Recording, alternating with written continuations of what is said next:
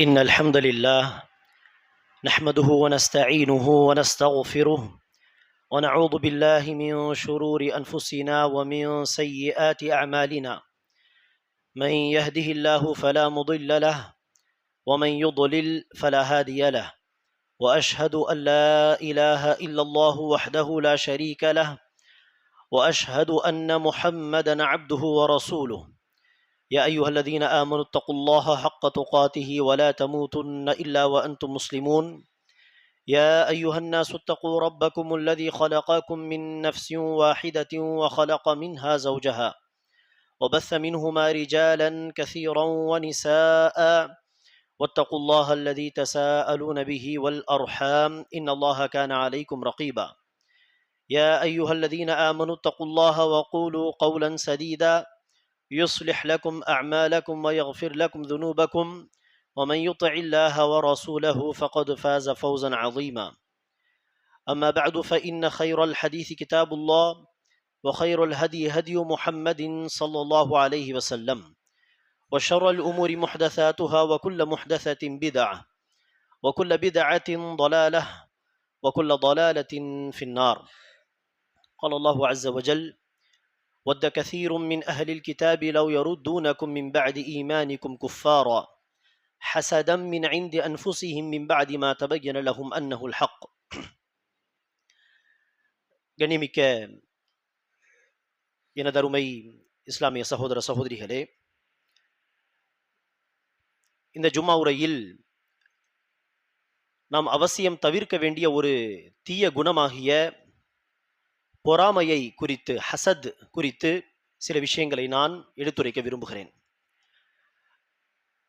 கண்ணியமிக்க சகோதர சகோதரிகளே, ஹசத் என்கிற இந்த பொறாமை உள்ளத்தில் காணப்படுகின்ற தீய குணங்களில் மிக மிக மோசமான ஒரு தீய குணம். உள்ளத்தில் இந்த தீய குணம் ஆரம்பித்து சொல்லாலும் செயலாலும் அந்த தீய குணம் என்ன செய்யும்? பல தீமைகளாக வெளிப்படும். இந்த ஹசத், பொறாமை எப்படிப்பட்ட ஒரு தீய குணம் என்று சொன்னால், இந்த தீய குணத்தால் தான் வானத்திலும் முதன்முறையாக அல்லாஹ்வுக்கு மாறு செய்யப்பட்டது, பூமியிலும் இந்த தீய குணத்தின் காரணமாக தான் முதலாக அல்லாஹ்வுக்கு மாறு செய்யப்பட்டது. பாவம் நிகழ்ந்தது மனிதர்கள் மத்தியில். வானத்தில் நடந்த பாவம் என்ன? இபிலிஸ் செய்த அல்லாஹ்வுக்கு செய்த மாறு, இபிலிஸ் செய்த பாவம். ஆதமுக்கு சஜிதா செய்யுங்கள் என்று அல்லாஹ் சுப்ஹானஹு வ தஆலா மலக்குமார்களுக்கும் இபிலிஸுக்கும் கட்டளையிட்டான். மலக்குமார்கள் சஜிதா செய்தார்கள், இபிலிஸ் சஜிதா செய்ய மறுத்தான். காரணம், ஆதம் அலைஹிஸ்ஸலாம் மீது அவன் கொண்ட பொறாமை. நான் தானே சிறந்தவன், ஆதமுக்கு அல்லாஹ் ஏன் இந்த சிறப்பை வழங்குகிறான்? எல்லோரும் சேர்ந்து ஆதமுக்கு ஏன் சஜிதா செய்ய வேண்டும்? எனக்கு கிடைக்காத சிறப்பு ஆதமுக்கா? இங்க இந்த பொறாமை காரணமாக தான் இபிலிஸ் வானத்தில் அல்லாஹ்வுக்கு மாறு செய்தான். பூமியிலே மனிதர்கள் வாழத் தொடங்கிய பிறகு ஆதம் அலைஹிஸ்ஸலாமுடைய பிள்ளைகளை குறித்து அல்லாஹ் சொல்கிறான். ஹாபீல் மற்றும் ஹாபீல் இருவரை குறித்து அல்லாஹ் சம்பவத்தை குர்ஆனிலே பதிவு செய்கிறான். அதில் காபீல் என்பவர் ஹாபீல் என்கிற தன்னுடைய சொந்த சகோதரரை கொலை செய்த காரணம் என்னது? இதே பொறாமை. அவன் கொடுத்த குர்பானியை அல்லாஹ் ஏற்றுக்கொண்டான், நான் கொடுத்த குர்பானி அல்லாஹ் ஏற்கவில்லையே. இந்த தங்க சகோதரியை திருமணம் முடிப்பது அந்த காரணம் எல்லாம் சொல்வார்கள். அது அல்லாஹ் அல்லாஹ் நன்கறிந்தவன். அதெல்லாம் குர்ஆன் ஹதீஸில் சொல்லப்பட்ட காரணம் கிடையாது. அல்லாஹ் குர்ஆனில் சொன்ன காரணம் என்ன? ஒருவர் குர்பானி கொடுத்தார், அல்லாஹ் அதை ஏற்றுக்கொண்டான். இன்னொருவர் கொடுத்த குர்பானி அல்லாஹ் ஏற்றுக்கொள்ளவில்லை. அங்கு பொறாமைப்பட்ட அந்த சகோதரர் தன்னுடைய சொந்த சகோதரனை செய்து விட்டார், கொலை செய்து விட்டார் என்பதாக அல்லாஹ் சொல்கிறான். ஆக பொறாமை அல்லாஹ்வுக்கு மாறு செய்வதை தூண்டக்கூடிய ஒரு மிக தீய குணமாகும். இந்த தீமை தன்னோடு நிற்காது, மாறாக ஹசத், இந்த பொறாமை என்கிற தீய குணம் தன்னோடு என்ன செய்யும்? பலவிதமான தீமைகளை கொண்டு வரும். இந்த பொறாமை என்கிற ஒரு தீய குணம் பல தீமைகளை நோக்கி வழி நடத்தும். ஆகவேதான் அன்பானவர்களே, ஹசத் என்கிற இந்த பொறாமை எப்படிப்பட்ட தீமைகளை நோக்கி வழி நடத்தும் என்பதற்கு சில உதாரணங்களை பாருங்கள். அடிப்படையாக இந்த பொறாமை என்பது அல்லாஹ் சுப்ஹானஹு வ தஆலாவுக்கு நன்றி செலுத்துவதை விட்டுவிட்டு, ஷுக்ர் செய்வதை விட்டுவிட்டு, குஃப்ர் செய்வதை நோக்கி, அதாவது நன்றி மறப்பதை நோக்கி அழைத்து செல்லும். அல்லாஹ்வுக்கு நன்றி உள்ளவர்களாக இருக்க விடாமல் நன்றி கெட்டவர்களாக நம்மை ஆக்கிவிடும். இது ஒரு அடிப்படை பிரச்சனை. பொறாமை கொள்வதே ஒரு தீமை என்று சொன்னால் அந்த தீமை பாருங்கள் அடுத்த கட்டம் நினைச்சுகிறது, அல்லாஹ்வுக்கு நன்றி செலுத்தாமல் நன்றி கெட்டத்தனத்தை நம்முடைய உள்ளத்தில் ஏற்படுத்துகிறது. அல்லாஹ் நமக்கு என்ன வழங்கி இருக்கிறான், எனக்கு அல்லாஹ் என்ன நியமத்தை கொடுத்திருக்கிறான் என்பதை பார்க்காமல், அல்லாஹ் அவனுக்கு அதை கொடுத்து விட்டானே, இன்னாருக்கு அதை கொடுத்து விட்டானே, என்னிடத்தில் என்ன இருக்கிறது என்பதை பார்க்காமல் பிறரிடத்தில் இருக்கக்கூடிய நியமத்துகளை பார்த்து அல்லாஹ்வுக்கு நன்றி செலுத்தாமல் ஷுக்ர் செய்யாமல் குஃப்ர் செய்ய தூண்டுகிறது. நன்றி மறப்பது, அல்லாஹ்வுடைய நியமத்துகளை நிராகரிப்பது என்கிற குணத்தை நோக்கி அதை அழைத்து செல்கிறது. அல்லாஹ் சுப்ஹானஹு வ தஆலா சொல்கிறான், ல இன் ஷகர்தும் ல அஸீதன்னகும் வ ல இன் கஃபர்தும் இன்ன அஸாபி லஷதீத். நீங்கள் நன்றி செலுத்தினால் நான் இன்னும் அதிகமாக உங்களுக்கு நியமத்துகளை தருவேன், நியமத்துகளை அதிகப்படுத்துவேன். நீங்கள் நான் கொடுத்த நியமத்துகளை மறுத்தால் என்னுடைய அஸாபு மிக கடுமையானது என்று அல்லாஹ் சுப்ஹானஹு வ தஆலா எச்சரிக்கை செய்கிறான். ஆக இந்த பொறாமை நன்றி மறப்பதை நோக்கி வழியை ஏற்படுத்துகிறது. இரண்டாவதாக அல்லாஹ் சுப்ஹானஹு வ தஆலாவுடைய கதா கதர், அதாவது அல்லாஹ்வுடைய விதியை கொண்டு திருப்தி அடைவது என்பது ஒரு மூமினுடைய கடமை. ஆனால் இதற்கு நேர்மாறாக அல்லாஹ்வுடைய கதா கதர் என்கிற அந்த விதியை குறித்து அதிருப்தியை ஏற்படுத்துகிறது இந்த பொறாமை என்கிற குணம். அல்லாஹ் சுப்ஹானஹு வ தஆலா நாடியது எனக்கு கிடைத்தது, அல்லாஹ் நாடியது இன்னாருக்கு கிடைத்திருக்கிறது. அல்லாஹ் எனக்கு அந்த நியமத்தை நாடவில்லை, அவருக்கு அந்த நியமத்தை அல்லாஹ் நாடி இருக்கிறான்.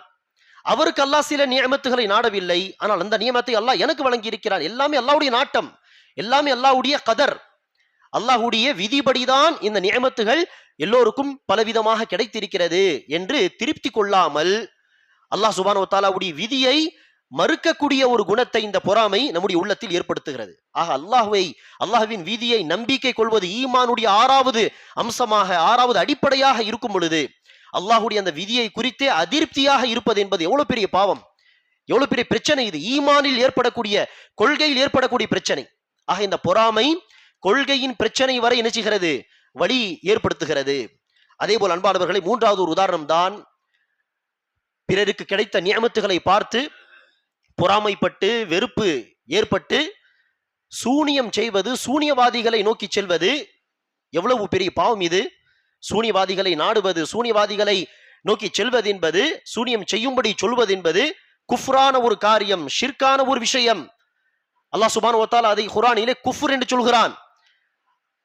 அப்படிப்பட்ட பாரதூரமான ஒரு பாவத்தையும் செய்ய சில மக்கள் துணிச்சலாக முன் செல்கிறார்கள் சொன்னால் காரணம் என்ன? இந்த பொறாமை. ஏதாவது ஒரு வழி செய்து அவர்களுக்கு நஷ்டத்தை ஏற்படுத்த முடியுமா என்கிற ஒரு எதிர்பார்ப்பில் தான் நினைச்சுகிறார்கள், சூனியவாதிகளை நாடி செல்கிறார்கள். ஆனால் அல்லாஹ் சுப்ஹானஹு வ தஆலா குர்ஆனிலே சூனியவாதிகளை நாடி செல்வது, சூனியம் செய்வது இது குஃபுர் என்பதாக அல்லாஹ் சுப்ஹானஹு வ தஆலா சொல்கிறான். ஆக அவ்வளவு பெரிய பாவத்தை செய்வதற்கான காரணம் இந்த பொறாமை தான். ஆகவேதான் ஃபலக் அத்தியாயத்திலே அல்லாஹ் சுப்ஹானஹு வ தஆலா சூனியவாதிகளை பற்றி சொல்லும் பொழுது ஒமின் ஷர்ரின் நஃபாசாத்தி ஃபில் உகத், முடிச்சுகளில் ஊதும் சூனியக்காரிகளுடைய தீங்கை விட்டு பாதுகாப்பு தேடுகிறேன் என்று சொல்லும் பொழுது அடுத்த வசனத்தில் எல்லாம் சொல்கிறான், ஒமின் ஷர்ரி ஹாசிதின் இதா ஹசத், பொறாமைப்படுபவன் பொறாமைப்படும் பொழுது ஏற்படக்கூடிய தீங்கை விட்டும் பாதுகாப்பு தேடுகிறேன். ஆக பொறாமை காரணமாக தான் சில பேர் சூனியவாதிகளிடம் செல்வது எவ்வளவு பெரிய பாரதூரமான ஒரு விஷயம், நம்முடைய ஈமானே பறி போய்விடும் என்று தெரியாமல் சில பேர் போவார்கள், பொதுமக்கள். அல்லாஹ் அவர்களுக்கு நேர்வழி காட்டட்டும், ஹிதாயத் தரட்டும். இன்னும் சில பேர் இது எவ்வளவு பெரிய பாவம், குஃப்ரான ஒரு விஷயம் என்று தெரிந்தும் கூட நினைச்சுகிறார்கள், பொறாமை காரணமாக இந்த பாவத்தை நோக்கி செல்கிறார்கள். ஆக எப்படியெல்லாம் இந்த பொறாமை பெரிய பெரிய பாவங்களை நோக்கி அழைத்து செல்கிறது என்று பாருங்கள். அதே போல் அன்பானவர்கள், இந்த பொறாமை என்ன செய்யும்? சக மனிதர்களுக்கு தீங்கிழைப்பது, அந்த தீங்கிழைப்பதில் கடைசி கட்டம் தான் என்னது? கொலை செய்வது என்கிற பெரும் பாவத்தையும் செய்ய இந்த பொறாமை என்பது என்ன செய்யும்? தூண்டும். இதற்கான ஒரு உதாரணம் தான் யூசுப் அலைஹிஸ்ஸலாத்து வஸ்ஸலாம் அவர்களுடைய சகோதரர்கள். நம் தந்தை யாக்கூப் அலைஹிஸ்ஸலாம் யூசுஃபை நேசிப்பது போல் நம்மை நேசிப்பதில்லையே என்று நினைச்சார்கள். சொந்த தந்தை வழி சகோதரர்கள் இருந்தாலும் நினைச்சார்கள், தன்னுடைய சகோதரன் யூசுப் மீது பொறாமை கொண்டார்கள். அந்த பொறாமை என்ன செய்தது? யூசுஃபை கொலை செய்து விடலாம் என்கிற முடிவுக்கு வரும் வரை அவர்களை தூண்டிவிட்டது. ஆனால் அந்த சகோதரர்கள் ஒருவர் என்ன செய்தார்? லா தக்துலு யூசுப், யூசுஃபை கொலை செய்ய வேண்டாம், நமக்கு என்ன, யூசுப் நம்மை விட்டு, நம்முடைய தந்தை விட்டு தூரமாக போக வேண்டும், நம்முடைய தந்தையின் மஹப்பத்து நமக்கு கிடைக்க வேண்டும்.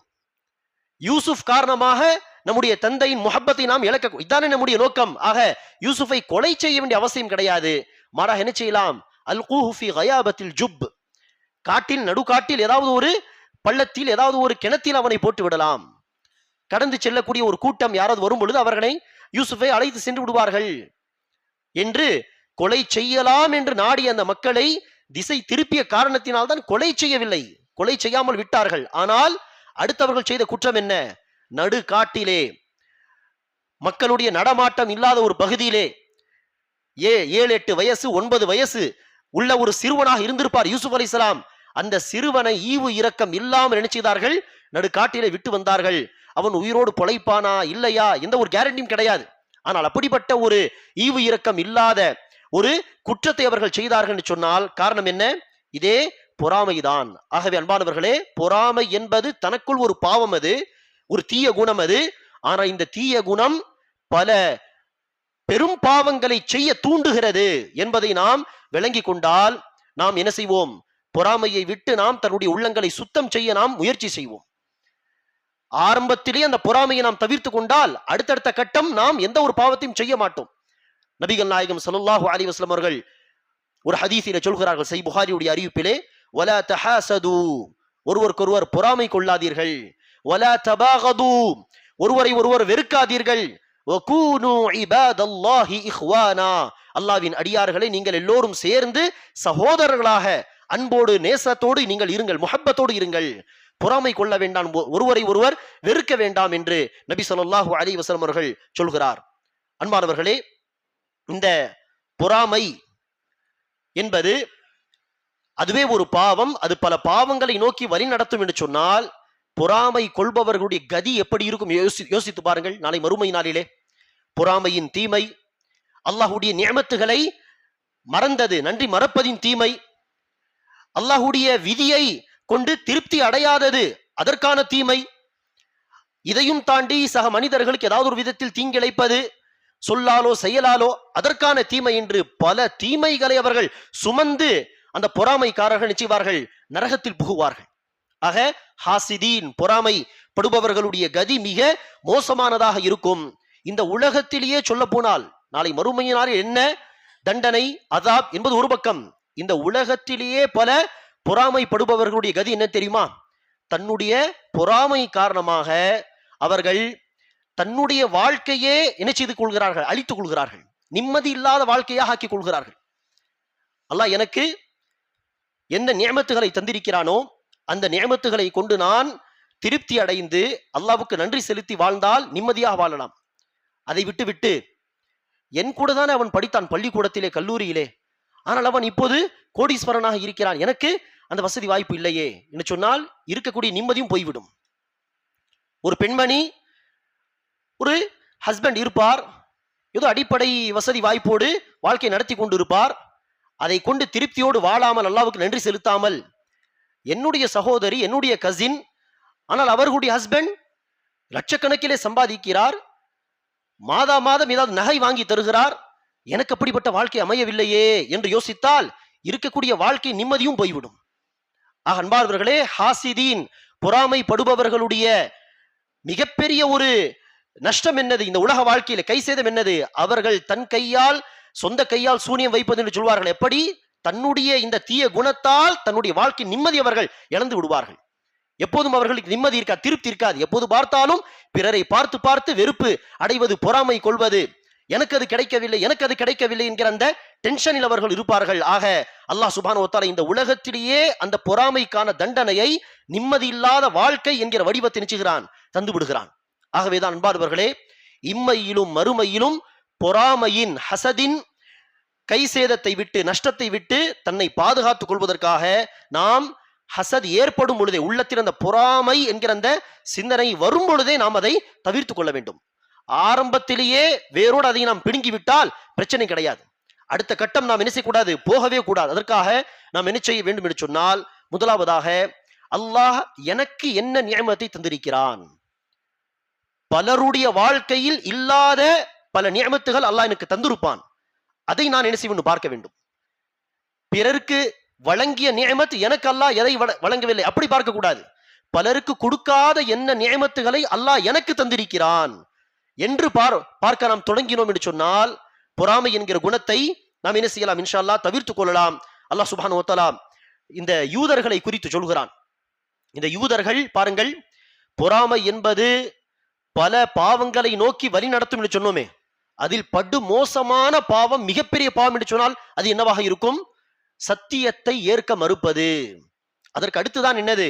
பிறருக்கு தீங்கிழைப்பது, அல்லது அல்லாஹ்வுடைய சில நியமத்துகளை நன்றி செலுத்தாமல் அதற்கு நன்றி மறப்பது எல்லாம் அடுத்த விஷயம். ஆனால் சத்திய மார்க்கத்தை நிராகரிப்பது என்பது ஆக பெரிய பாவம். அப்படிப்பட்ட பாவத்தையும் யூதர்கள் செய்தார்கள். காரணம் என்ன? இதே பொறாமைதான். பொறாமையின் காரணமாக தான் சத்திய மார்க்கத்தை யூதர்கள் ஏற்க மறுத்தார்கள். ரசூலுடைய வாழ்க்கை வரலாறில் ஒரு சம்பவம் வருகிறது.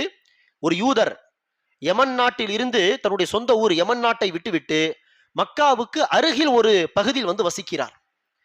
மக்கள் சில பேர் கேட்டார்கள், அந்த பகுதியில் வாழ்பவர்கள், செழிப்பான செல்வ செழிப்பாக இருக்கக்கூடிய பசுமையாக இருக்கக்கூடிய அந்த பகுதியை விட்டுவிட்டு செடி கொடி இல்லாத இந்த இடத்தில் எதற்காக நீங்கள் வந்து வசித்து இருக்கிறீர்கள் என்று கேட்க, அந்த யூதர் சொன்ன பதில் என்ன? இறுதி தூதர் வரக்கூடிய காலகட்டம் நெருங்கிவிட்டது. நான் வேதங்களில் படித்திருக்கிறேன். அந்த வசனங்களை எல்லாம் அடிப்படையாக வைத்து பார்த்தால் இறுதி தூதர் வரக்கூடிய காலகட்டம் நெருங்கிவிட்டது. அந்த தூதர் இந்த இடத்தில்தான் வரப்போகிறார் என்று மக்கா இருக்கக்கூடிய திசையை அவர் நினைச்சார், சுட்டி காட்டினார். இந்த இடத்தில் தான் வருவார் என்று நான் படித்திருக்கிறேன். ஆக அந்த இறுதி தூதரை எதிர்பார்த்து நான் இங்கு வந்து விட்டேன். அவர் வெளிப்பட்டு விட்டால், அவர் வந்து விட்டால் உடனே அவரை சந்தித்து நான் நம்பிக்கை கொள்ள வேண்டும் என்று. அதற்கு சபையில் இருக்கக்கூடிய ஒருவர் கேட்கிறார், அந்த இறுதி தூதர் எப்போது வருவார்? அந்த காலம் நெருங்கிவிட்டது என்று சொன்னால் எந்த அளவுக்கு அந்த காலம் நெருக்கமாக இருக்கிறது சொல்ல முடியுமா என்று கேட்டதும் அவர் சொல்கிறார், அந்த சபையில் பார்க்கும் பொழுது இந்த சம்பவத்தை அறிவிக்கக்கூடிய ஒரு சஹாபி, அவர்தான் அந்த சபையில் வயதில் மிக குறைந்தவர். ஆக அந்த சஹாபியை காண்பித்து சொல்கிறார், இந்த சிறுவன் வளர்ந்து முதுமை அடைந்து மரணிக்கக்கூடியவராக இருந்தால் நிச்சயமாக இவர் அந்த காலகட்டத்தை அடைந்து விடுவார். அந்த அளவுக்கு அந்த காலம் நெருக்கமாக இருக்கிறது. ஆனால் அந்த சஹாபி சொல்கிறார்கள், நான் முதுமை கூட அடையவில்லை, அதற்குள் நபிகள் நாயகம் ஸல்லல்லாஹு அலைஹி வஸல்லம் அவர்கள் வந்து விட்டார்கள். அவன் கணித்தது போல் நபிகள் நாயகம் ஸல்லல்லாஹு அலைஹி வஸல்லம் அவர்கள் கூடிய சீக்கிரமே வந்து விட்டார்கள். ஆனால் என்ன நடந்தது? அந்த யூதனுடைய பேச்சை கேட்டு இவர் என்ன செய்து விட்டார்? ரசூலை சந்தித்ததும் இறுதி தூதர் என்று நம்பிக்கை கொண்டு முஸ்லிமாக மாறிவிட்டார், சஹாபி ஆகிவிட்டார். ஆனால் அந்த யூதர் ரசூலை ஏற்க மறுத்து விட்டார். அவரை சந்தித்து மக்கள் கேட்கிறார்கள், நீங்கள் சொல்லிதான் நாங்கள் ரசூலை நம்பிக்கை கொண்டோம், நீங்கள் எதற்காக ரசூலை இன்னும் நம்பிக்கை கொள்ளவில்லை என்று கேட்க, அந்த யூதன் சொன்ன பதில் என்ன? முஹம்மது நம்முடைய வம்சத்தில் வரவில்லை, பனி இஸ்ரவேலர்களில் இந்த இறுதி தூதர் முஹம்மது வரவில்லை, ஆக நான் நம்பிக்கை கொள்ள மாட்டேன். பாருங்கள் எவ்வளவு பெரிய பாவம். சத்தியம் இதுதான் சத்திய மார்க்கம், முஹம்மது சத்திய தூதர் என்று தெரிந்த பிறகும் அதை நிராகரிப்பது என்பது எவ்வளவு பெரிய பாவம். அவ்வளவு பெரிய பாவத்தை செய்ய தூண்டுகின்ற அந்த குணம் என்னது? இந்த பொறாமைதான். நம்முடைய குடும்பத்தில் அந்த சிறப்பு வரவில்லையே, இஸ்மாயில் அலைஹிஸ்ஸலாமுடைய குடும்பத்தில் அந்த சிறப்பு, இறுதி தூதரின் சிறப்பு போய்விட்டதே என்கிற ஒரு பொறாமை. அதை தான் அல்லாஹ் குர்ஆனில் சொல்லும் பொழுது, வத்த கஸீரும் மின் அஹ்லில் கிதாப் லவ் யருத்தூனகும் மின் பஅதி ஈமானிகும் குஃபாரா ஹஸதம் மின் இன்தி அன்ஃபுஸிஹிம். இந்த வேதக்காரர்கள் சத்தியத்தை மறுப்பது மட்டுமல்லாமல் சத்தியத்தை ஏற்ற மக்களும் நம்பிக்கை கொண்ட பிறகு காஃபிர்களாக மாறிவிட வேண்டும் என்று ஆசைப்படுகிறார்கள். எதற்காக இப்படிப்பட்ட ஒரு மோசமான ஆசை என்று கேட்டால், அல்லாஹ் சொல்கிறான், ஹஸதம் மின் இன்தி அன்ஃபுஸிஹிம், அவர்களுடைய உள்ளங்களில் இருக்கக்கூடிய பொறாமை காரணமாக தான். ஆக சத்தியத்தை ஏற்காமல் அதை நிராகரிப்பது என்கிற ஆகப்பெரிய பாவத்தையும் இந்த பொறாமை என்ன செய்கிறது? செய்ய தூண்டுகிறது. ஆகவேதான் அன்பானவர்களே, நாம் என்ன செய்ய வேண்டும்? நமக்கு அல்லாஹ் கொடுத்த நியமத் என்ன என்பதை பார்க்க வேண்டும். அதே போல இரண்டாவதாக பொறாமையை தவிர்த்துக் கொள்வதற்கான இன்னொரு வழிதான், அல்லாஹ் சுப்ஹானஹு வ தஆலாவுடைய விதியை உறுதியாக நம்ப வேண்டும். அல்லாஹ் சுப்ஹானஹு வ தஆலா நியமத்துகளை, அருட்கொடைகளை எல்லோருக்கும் சமமாக என்ன செய்வதில்லை? தருவதில்லை. எல்லோருக்கும் சமமான பொருளாதாரம், எல்லோருக்கும் சமமான குழந்தைகள், பிள்ளைகள், எல்லோருக்கும் சமமான செல்வ செழிப்புள்ள வாழ்க்கை, சந்தோஷமான வாழ்க்கை, ஆரோக்கியமான வாழ்க்கை அல்லாஹ் சுப்ஹானஹு வ தஆலா இப்படி நாடவில்லை. அல்லாஹ் சுப்ஹானஹு வ தஆலா தன்னுடைய நியமத்துகளை பிரித்துதான், பங்கிட்டுதான் தருகிறான். அல்லாஹ் சொல்கிறான், அஹும் யக்ஸிமூன ரஹ்மத ரப்பிக், உமது இறைவனின் அருளை இவர்கள் பங்கிட்டு தருவார்களா? இல்லை. நஹ்னு கஸம்னா பைனஹும், நாங்கள் தான் நம்முடைய நியமத்துகளை மக்களுக்கு மத்தியில் பங்கிட்டு தந்திருக்கிறோம். ஆக சிலருக்கு பொருளாதாரம் அதிகமாக, சிலருக்கு குறைவாக, சிலருக்கு உடல் ஆரோக்கியம், சிலருக்கு வியாதிகள், சிலருக்கு சந்தோஷமான குடும்ப வாழ்க்கை, சிலருக்கு சோதனை உள்ள வாழ்க்கை என்று அல்லாஹ் சுப்ஹானஹு வ தஆலா நிஅமத்துகளை கூட குறைய இப்படிதான் தந்திருக்கிறான். இதுதான் அல்லாஹ்வுடைய விதி, இதுதான் அல்லாஹ்வுடைய சட்டம். ஆக அல்லாஹ்வுடைய சட்டம் இதுதான், அல்லாஹ்வுடைய விதி இதுதான் என்று உறுதியாக நாம் நம்பிக்கை கொண்டால், எனக்கு அது கிடைக்கவில்லையே, எனக்கு அந்த நிஅமத் கிடைக்கவில்லையே, அவனுக்கு அந்த நிஅமத்து கைவிட்டு போய்விட வேண்டும் என்றெல்லாம் நாம் என்ன செய்ய மாட்டோம், யோசிக்க மாட்டோம். அல்லாஹ்வுடைய விதியை உறுதியாக நம்ப வேண்டும். இதற்கு சில உதாரணங்களை பாருங்கள். அன்பானவர்களே, பொறாமை என்கிற இந்த குணம் அதிகமாக ஏற்படுவதாக இருந்தால் அது யாருக்கு மத்தியில் ஏற்படும் என்று சொன்னால், ஒரு ஆணுக்கு ஒன்றுக்கு மேற்பட்ட மனைவிமார்கள் இருந்தால், இல்லையா, 2 மனைவி, 3 மனைவி, 4 மனைவி இருந்தால் அந்த மனைவிமார்கள் மத்தியில் தான் இந்த வெறுப்பு பொறாமை எல்லாம் அதிகமாக ஏற்படுவதற்கான வாய்ப்புகள் உண்டு. ஆனால் இருந்தும் பாருங்கள், ரசூலுடைய மனைவிமார்களுடைய அழகான உதாரணங்கள். ஸைனப் ரலியல்லாஹு அன்ஹா, ரசூலுடைய ஒரு மனைவி, 2 ஸைனப் உண்டு ரசூலுடைய மனைவிமார்கள். ஸைனப் பின்த் ஹுஸைமா அவர்கள் ரசூலை திருமணம் முடித்து 6 மாதங்கள் வஃபாத்தாகி விட்டார்கள். இன்னொரு மனைவி இருந்தார்கள், ஸைனப் பின்த் ஜஹஷ் ரலியல்லாஹு அன்ஹா. அவர்களுடைய ஒரு உதாரணத்தை பாருங்கள். யூதர்கள், இந்த முனாஃபிகீன்கள், நயவஞ்சகர்கள் ஆயிஷா ரலியல்லாஹு அன்ஹா மீது அவதூறு பரப்பி வந்த அந்த காலகட்டத்தில் நபிகள் நாயகம் ஸல்லல்லாஹு அலைஹி வஸல்லம் அவர்களுக்கு அந்த தகவல்கள் எல்லாம் கிடைக்கிறது. ஆயிஷா ரலியல்லாஹு அன்ஹா அவர்களுக்கும் நவுது பில்லா ஸஃபான் பின் முஅத்தல் என்கிற சஹாபிக்கும் தொடர்புகள் உண்டு என்கிற அந்த முனாஃபிகீன்களுடைய பேச்செல்லாம் ரசூலுடைய காதில் விழுகிறது. அப்போது மனிதனாக நபிகள் நாயகம் ஸல்லல்லாஹு அலைஹி வஸல்லம் அவர்கள் as a மனிதர் மன குழப்பத்துக்கு ஆளாகி இருப்பாரா இல்லையா, மன உளைச்சலுக்கு. மனைவியை குறித்து மக்கள் சுத்தி பேசுகிறார்கள் சொன்னால் அந்த கணவருடைய நிலை என்ன, மனநிலை என்ன, யோசித்து பாருங்கள். அப்போது நபி ஸல்லல்லாஹு அலைஹி வஸல்லம் அவர்கள் சில சஹாபாவிடம் சென்று ஆலோசனை செய்தார்கள். ஆயிஷாவை குறித்து இப்படி சில பேர் பேசுகிறார்கள், உங்களுடைய கருத்து என்ன? இப்படி ரசூல் அவர்கள் ஆலோசனை செய்த சமயத்தில் தன்னுடைய மனைவி ஸைனப் பின்த் ஜஹஷிடமும் ரசூல் அவர்கள் ஆலோசனை செய்தார்கள். யாரை குறித்து? இன்னொரு மனைவியை குறித்து ஆலோசனை செய்த பொழுது அந்த மனைவி என்ன செய்யவில்லை, ஸைனப் பின்த் ஜஹஷ், இதுதான் வாய்ப்பு, நபிகள் நாயகம் தன்னுடைய மனைவிமார்களில் அதிகமாக நேசிப்பது ஆயிஷாவை தான், அந்த அன்பு எனக்கு கிடைக்க வேண்டும் என்று சொன்னால் இதுதான் சரியான வாய்ப்பு என்று ஸைனப் ரலியல்லாஹு அன்ஹா என்ன செய்யவில்லை, அந்த வாய்ப்பை பயன்படுத்திக் கொள்ளவில்லை. இல்லாதது பொல்லாதது எல்லாம் ஆயிஷாவை குறித்து சொல்லவில்லை. மாறாக என்ன சொன்னார்கள், ஆயிஷாவை குறித்து எனக்கு நன்மையை தவிர எதுவும் தெரியாது, ஆயிஷா இப்படி செய்திருக்க வாய்ப்பே கிடையாது என்றுதான் சொன்னார்கள், சாட்சி சொன்னார்கள். சரி, அப்படி அதற்கு நேர்மாறாக ஆயிஷா ரலியல்லாஹு அன்ஹா அவர்களுடைய உதாரணம் பாருங்கள். ஆயிஷா ரலியல்லாஹு அன்ஹா சொல்கிறார்கள், நான் ரசூலுடைய மனைவிமார்களில், ரசூலுக்கு பல மனைவிமார்கள் இருந்தார்கள், மைமூனா, சஃபியா, உம்மு சலமா, உம்மு ஹபீபா, பல மனைவிமார்கள் இருந்தார்கள். அதில் ஆயிஷா ரலியல்லாஹு அன்ஹா சொல்கிறார்கள், ஸைனப் பின்த் ஜஹஷ் மீது நான் ரோஷம் கொள்ளும் அளவுக்கு ரசூலுடைய எந்த மனைவி மீதும் ரோஷம் கொண்டது கிடையாது. காரணம், ரசூல் ஸல்லல்லாஹு அலைஹி வஸல்லம் அவர்களுடைய மனைவிமார்களில் ஆயிஷா அவர்களுக்கு அடுத்து மிக அழகானவள் என்று சொன்னால் ஸைனப் பின்த் ஜஹஷ். ஆக ஆயிஷா ரலியல்லாஹு அன்ஹா சொல்கிறார்கள், ஸைனபை குறித்து தான் நான் அதிகமாக ரோஷம் கொள்வேன்.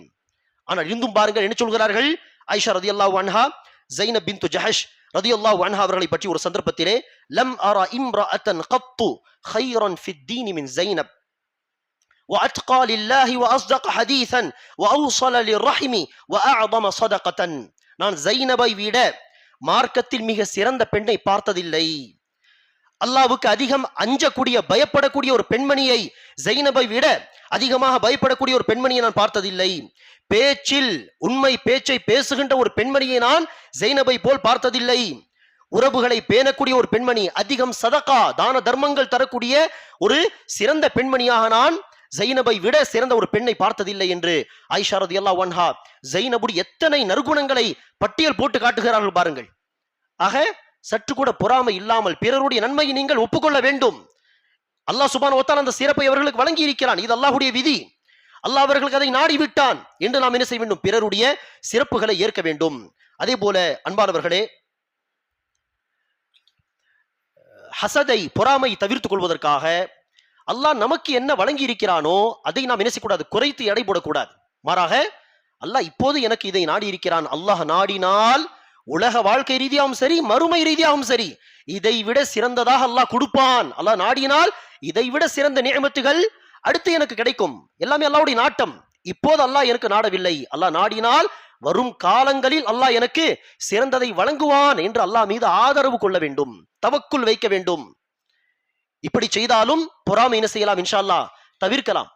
அன்பார்ந்தவர்களே, யூசுப் அலைஹிஸ்ஸலாத்து வஸ்ஸலாம் அவர்கள் சிறுவனாக இருந்த பொழுது அவர்களை அந்த காட்டில் ஒரு பள்ளத்தில் அல்லது ஒரு கிணத்தில் சகோதரர்கள் போட்டு சென்று விட்டார்கள்.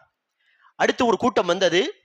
யூசுப் அலைஹிஸ்ஸலாத்து வஸ்ஸலாம் அவர்களை அவர்கள் எடுத்து நினைச்சார்கள், எகிப்துக்கு அழைத்து சென்று அல்லாஹ் சுப்ஹானஹு வ தஆலா சொல்லுகிறான், வஷரௌஹு பிஸமனின் பக்ஸின் தராஹிம மஅதூதா, அற்பமான சில காசுகளுக்கு அந்த குழுவினர்கள் யூசுப் அலைஹிஸ்ஸலாத்து வஸ்ஸலாம் அவர்களை அந்த சந்தையில் விற்பனை செய்து விட்டார்கள். அற்ப காசுகளுக்கு. அதாவது உலக ரீதியாகவே வைத்து பார்த்தால் யூசுப் அலைஹிஸ்ஸலாம் அழகாக இருந்த ஒரு சிறுவர் இல்லையா? பொதுவாக ஒரு அடிமையை விற்பனை செய்தால் என்ன காசு வர வேண்டுமோ அதை விட அதிகமான காசை என்ன செய்யலாம், யூசுப் அலைஹிஸ்ஸலாமை விற்பனை செய்து அவர்கள் வாங்கியிருக்கலாமே இல்லையா? ஆனால் பொதுவாக மார்க்கெட்டில் ஒரு சிறுவனுக்கு, அழகான ஒரு சிறுவனுக்கு என்ன ரேட்டோ அது கூட அவர்கள் வாங்காமல் குறைந்த காசை வாங்கி என்ன செய்து விட்டார்கள், யூசுஃபை விற்பனை செய்து விட்டார்கள். திருட்டு பொருளாக இருந்தால் இப்படிதான் செய்வார்கள், ஏதாவது காசு வரட்டுமே என்று என்ன செய்தார்கள், அற்பமான சில காசுகளை வாங்கி யூசுப் அலைஹிஸ்ஸலாமை விற்பனை செய்து விட்டார்கள். அந்த விஷயத்தை யூசுப் அலைஹிஸ்ஸலாத்து வஸ்ஸலாம் அவர்கள், என்ன என்னுடைய மதிப்பு இவ்வளவுதானா, எனக்கு அல்லாஹ் சுப்ஹானஹு வ தஆலா கொடுத்த மதிப்பு இவ்வளவுதானா, மார்க்கெட்டில் பொதுவாக என்ன ரேட்டுக்கு மக்களை விற்பனை செய்கிறார்களோ அந்த ரேட்டுக்கு கூட அல்லாஹ் சுப்ஹானஹு வ தஆலா என்னுடைய மதிப்பை வைக்கவில்லையே என்று அவர்கள் யோசித்திருந்தால் அவர்கள் வேறு ஒரு திசை போயிருக்கலாம். சரியா? அல்லாஹ் சுப்ஹானஹு வ தஆலா எனக்கு ஏன் இப்படிப்பட்ட கஷ்டமான வாழ்க்கை கொடுத்திருக்கிறான், மக்களுடைய பார்வையிலும் எனக்கு எந்த மதிப்பும் கிடையாது என்றெல்லாம் யோசிக்கவில்லை. மாறாக அவர் தொடர்ந்து அல்லாஹ்வுடைய பாதையில் பயணித்தார்கள். அல்லாஹ் சுப்ஹானஹு வ தஆலா அடுத்து அவர்கள் இந்த எகிப்து நாட்டுக்கே ஃபைனான்ஸ் மினிஸ்டராக அல்லாஹ் சுப்ஹானஹு வ தஆலா ஆக்கினான். ஆக அன்பார்ந்தவர்களே, தற்போது என்னுடைய வாழ்க்கையில் அல்லாஹ் என்ன நியமத்துகளை தந்திருக்கிறானோ அதை கொண்டு நாம் சந்தோஷப்பட்டு அல்லாஹ்வுக்கு நன்றி செலுத்தி, அல்லாஹ் நாடினால் வரும் காலங்களில் பல நியமத்துகளை அல்லாஹ் எனக்கு வழங்குவான். உலக வாழ்க்கை நியமத்துகள் கிடைக்காமலே போனாலும் பிரச்சனை இல்லை, மறுமையில் அல்லாஹ் எனக்கு என்ன செய்வான், இந்த ஷுக்குர், இந்த நன்றி உள்ள வாழ்க்கைக்கு அல்லாஹ் மகத்தான கூலியை தருவான் என்கிற அந்த ஆதரவு, அந்த எதிர்பார்ப்போடு நாம் வாழ்வோமே ஆனால் என்ற அளவு இந்த ஹசத் பொறாமையை தவிர்த்து கொள்ள முடியும். அல்லாஹ் சுப்ஹானஹு வ தஆலா நம் அனைவருக்கும் இந்த பொறாமை என்கிற தீய குணத்தை விட்டு பாதுகாப்பானாக.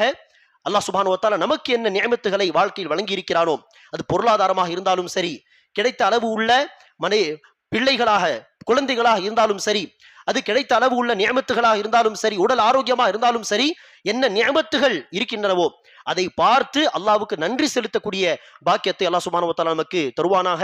அல்லாஹ் சுப்ஹானஹு வ தஆலா நமக்கு ஏதாவது ஒரு நியமத் வேண்டும் என்று ஹலாலான ஆசைகள் வந்தால் அல்லாஹ்விடத்தில் துஆ கேட்டு அல்லாஹ் மீது ஆதரவு வைத்து அல்லாஹ் மீது தவக்குல் வைத்ததை எதிர்பார்க்கக்கூடிய நர்பாக்கியத்தை அல்லாஹ் நமக்கு தருவானாக. ஆமீன். அகூலு கௌலி ஹாதா வஸ்தக்ஃபிருல்லாஹ லி வ லக்கும் வ லிஸாயிரில் முஸ்லிமீன மின் குல்லி தன்ப் ஃபஸ்தக்ஃபிரூஹு இன்னஹுல் கஃபூர் ரஹீம்.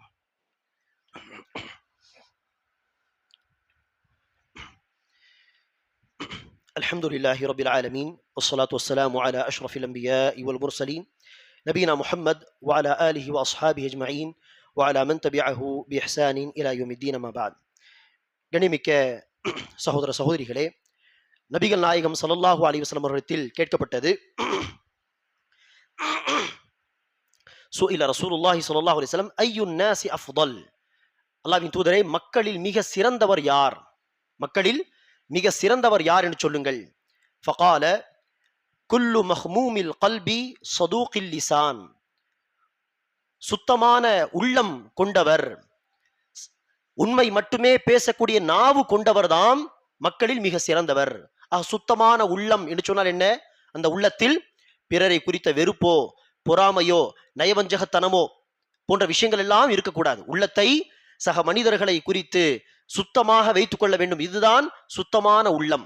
குல்லு மஹ்மூமில் கல்ப், சுத்தமான உள்ளம் கொண்டவர்.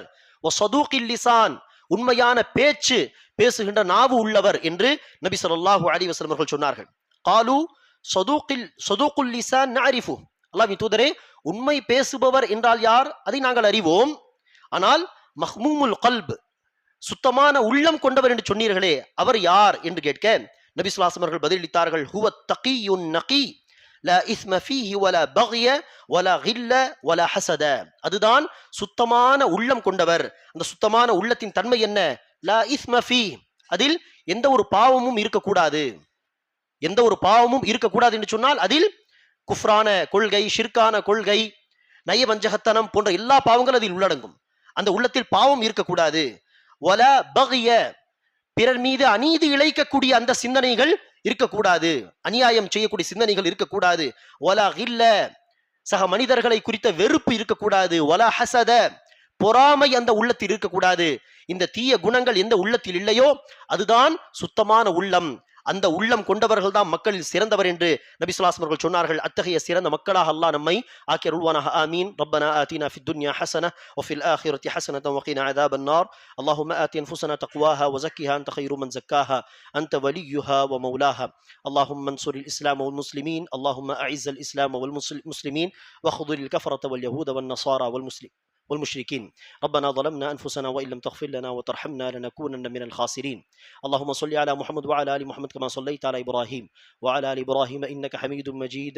اللهم بارك على محمد وعلى آل محمد كما باركت على إبراهيم وعلى آل إبراهيم إنك حميد مجيد. وآخر دعوانا الحمد لله رب العالمين.